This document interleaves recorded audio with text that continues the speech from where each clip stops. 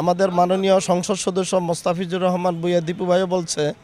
যে একটা মডেল রূপগঞ্জ যদি করতে হয় তাহলে শিশুদেরকে বিনোদনমুখী করতে হবে এবং মাদককে না বলার জন্য আমাদের এই বিনোদনপ্রেমী চিন্তা ভাবনা করতে হবে।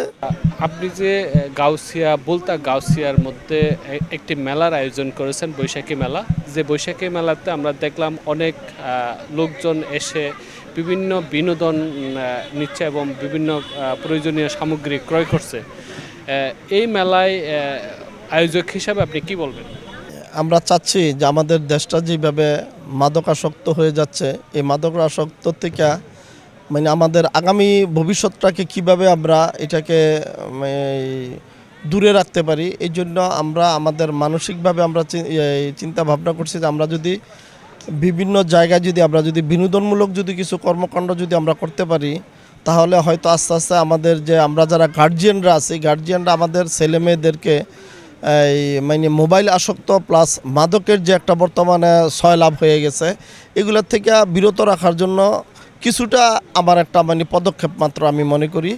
যেহেতু আমরা এই বিনোদনের মাধ্যমে বাচ্চাদেরকে আমরা বিনোদন প্রেমী এবং লেখাপড়ার প্রতি যাতে তাদের আকৃষ্ট হয় এবং বিনোদনের প্রতি যাতে তাদের আকৃষ্ট হয়, এই জন্যই আমি একমাত্র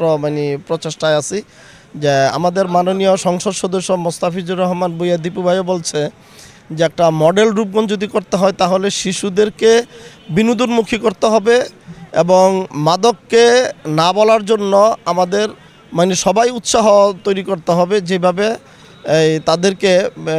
মোবাইল আসক্ত প্লাস আমাদের যে উদয়মান যেই সমস্ত যুবকরা এখন বর্তমানে মাদকের সাথে জড়ায় যাইতেছে, তাদেরকে এই মাদক থেকে দূরে রাখতে হইলে আমাদের আগামী দিনের ভবিষ্যৎকে সুন্দর করার জন্য আমাদের এই বিনোদনপ্রেমী চিন্তা ভাবনা করতে হবে। এটি আমি আশাবাদ ব্যক্ত করতেছি যে বিনোদন করতে হইলে একটা পার্কের প্রয়োজন, আর ওই পার্কের কিছু একটা অংশ মাত্র আমাদের এখানে কিছু রাইটসের মাধ্যমে আমি বিনোদন দেওয়ার চেষ্টা করতেছি মাত্র।